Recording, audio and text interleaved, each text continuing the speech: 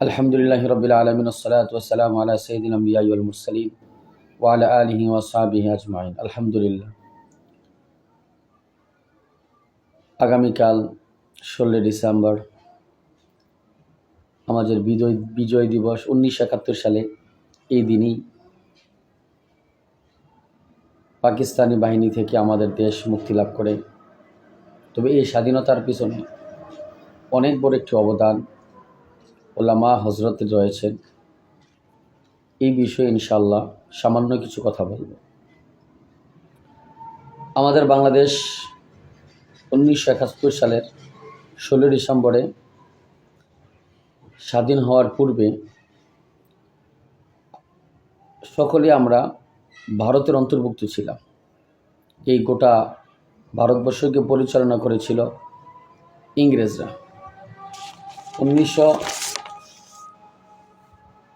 1757 সাল থেকে নিয়ে 1947 সাল পর্যন্ত মোট 190 বছর পর্যন্ত ইংরেজরা আমাদের দেশকে পরিচালনা করেন। এরও আগে 1600 সালে ইস্ট ইন্ডিয়া কোম্পানি ব্যবসার নাম দিয়ে আমাদের দেশে ঢুকে। আজ আস্তে আস্তে এই ব্যবসার নাম দিয়ে এই খ্রিস্টান ইস্ট ইন্ডিয়া কোম্পানি তারা রাজনীতির রূপ ধারণ করেন এবং আমাদের থেকে উপমহাদেশ থেকে তাদের নেতৃত্ব কেড়ে নিয়ে তারা 1757 সালে উপমহাদেশের ক্ষমতা তারা নিয়ে তারা শাসন করতে শুরু করে। এর ধারাবাহিকতা, এই শাসনকর্তার ধারাবাহিকতা তো আমরা আজকে অনেকটা ইতিহাসই জানি না যে ওলামায়ে কেরামের ভারতবর্ষের স্বাধীনতার সাথে ওলামায়ে কেরামের অবদানটা কী। সর্বপ্রথম আসেন 1803 সালে শেখ আব্দুল আজিজ মুহাদ্দিস দেহলভী রহমতুল্লাহ আলাইহি তিনি ইংরেজদের বিরুদ্ধে প্রথম ফতোয়া দেন। কি ফতোয়া?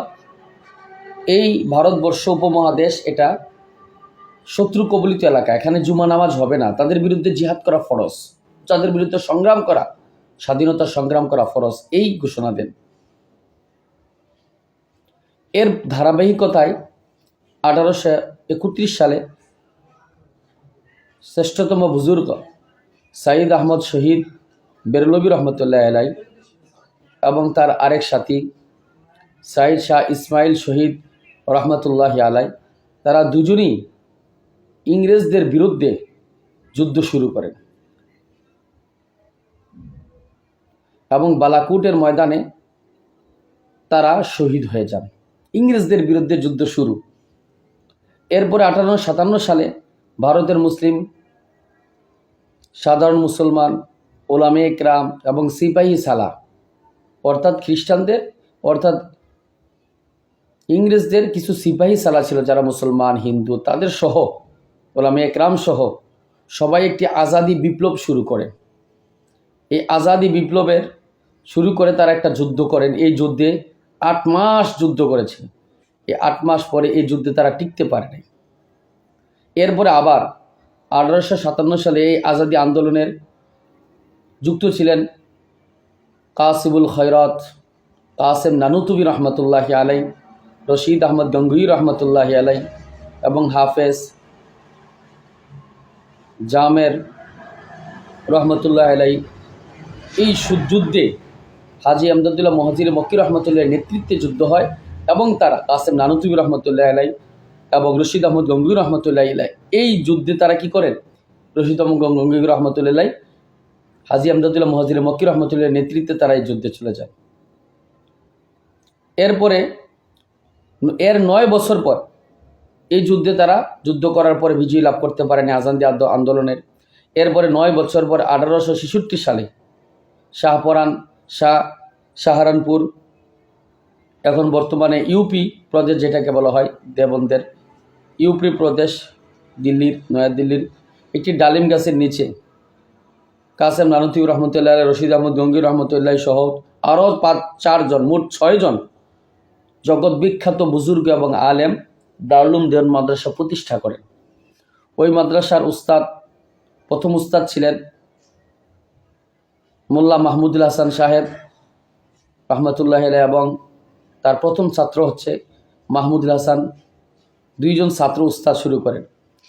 প্রথম ছাত্র মাহমুদুল হাসান, তিনি এই পরিমাণ আন্দোলন, এত পরিমাণ আন্দোলন করেছেন। দারুল উলুম দেওবন্দের ছাত্র মাহমুদুল হাসান দেওবন্দি রহমতুল্লাহ আলাই এত পরিমাণের আন্দোলন করেছেন যে ইংরেজদের এক বই আছে উইলিয়াম হান্টার, যেটাকে আমরা WW হান্টার বলি, একজন লেখক। সে একটি লেখছে দ্য ইন্ডিয়ান মুসলিম। এই বইয়ের মধ্যে লেখছে এভাবে যে যদি এই মাহমুদকে, অর্থাৎ মাহমুদুল হাসান দেওবন্দি রহমতুল্লাহ আলাইকে, যদি মাহমুদকে কেটে কেটে টুকরা টুকরা করে আগুন দিয়ে পোড়ানো হয়, প্রত্যেকটা কয়লা থেকেই ইংরেজদের বিরুদ্ধে স্লোগান আসতে থাকবে। এটা WW হান্টার, সে তার কিতাবে দ্য ইন্ডিয়ান মুসলিম এই কিতাবের মধ্যে লেখছে। কি পরিমাণ ওলামায়ে কেরাম, কি পরিমাণ এই আজাদি আন্দোলনের জন্য, স্বাধীনতার জন্য কি পরিমাণ কষ্ট করেছে।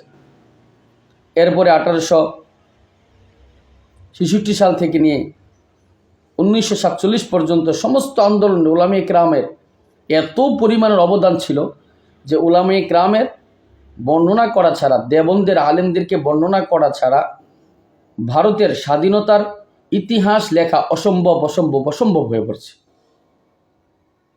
এই মাহমুদুল হাসান 4 বছর জেলখানায় ছিলেন। জেলখানা থেকে যখন তিনি আসলেন, আসার পরে সকলে বলেন, হুজুর অনেক পরিমাণ আপনার জেলখানা ছিলেন, অনেক সমস্যা হয়েছে, পাঁজরের হাড় গুড় ভেঙে গেছে, আপনি একটু বাড়িতে বিশ্রাম করেন। তখন তিনি বলেছেন, এক কাজ করো, মসজিদের খাটিয়ালি পিতর মানুষকে যে খাটে শোয়ায়, ওই খাটের মধ্যে আমাকে শোয়াও, আর পুরা এলাকায় এলাকায় ডাকতে থাকো। আমি বলতে থাকি যে আমি এখনও চাই আপনাদের স্বাধীনতা, আমি এখনও চাই মানুষ স্বাধীন হোক, মানুষ স্বাধীনতা সংগ্রাম করুক, মানুষ স্বাধীনভাবে চলুক। এই বিষয়গুলো এত পরিমাণে আন্দোলন করেছে। ওনার এক ছাত্র হুসাইন আহমদ মাদানী রহমতুল্লাহ আলাই, যার মাধ্যমে কংগ্রেস, জমিয়তে উলামা হিন্দ এবং যত দলগুলো হয়েছিল তাদের মধ্যে উপরস্থ কর্মকর্তা হিসাবেই তারা ছিল রাজনৈতিক দলে।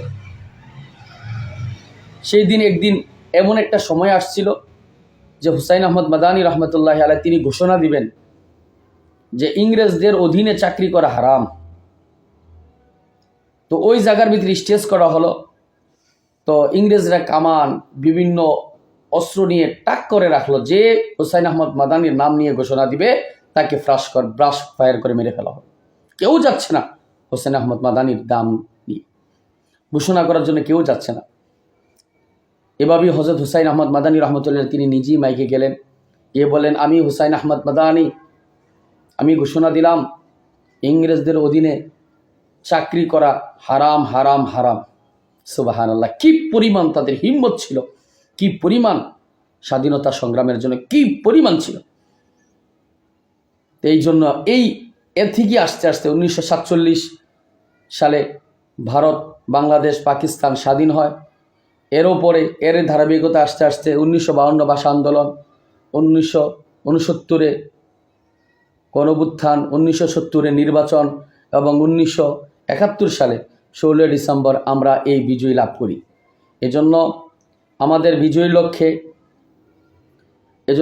বিজয়ী থেকে আমরা ওলামায়ে কেরাম অনেকটাই আগানো। এজন্য আমিও বলবো ওলামা হজরতদের খেদমতে যে আপনারা আপনাদের ত্যাগ, আপনারা আপনাদের উদ্বেগ, আপনারা আপনাদের আকাবির হুসাইন আহমদ মাদানী, মাহমুদুল হাসান দেওবন্দি এবং বড় বড় ওলামায়ে কেরামদেরকে, রশিদ আহমদ গঙ্গুই, তাদেরকে অনুসরণ করে আল্লাহ তাআলা যেন আমাদের সকলকে এই স্বাধীনতার দিবসে, আজকে 16 ডিসেম্বরের সমস্ত স্বাধীন যাদের মাধ্যমে আমরা স্বাধীনতা পেয়েছি, যারা মুসলমান, আল্লাহ তাআলা তাদের জান্নাতকে, তাদের কবরকে জান্নাতের বাগান বানিয়ে দিক এবং তাদেরকে আল্লাহ তাআলা জান্নাতের উচ্চ মাকাম দান করুক এবং প্রত্যেককে আল্লাহ তাআলা দ্বীনের জন্য সকলকে কবুল করুক। আসসালামু আলাইকুম ওয়া রাহমাতুল্লাহি ওয়া বারাকাতুহু।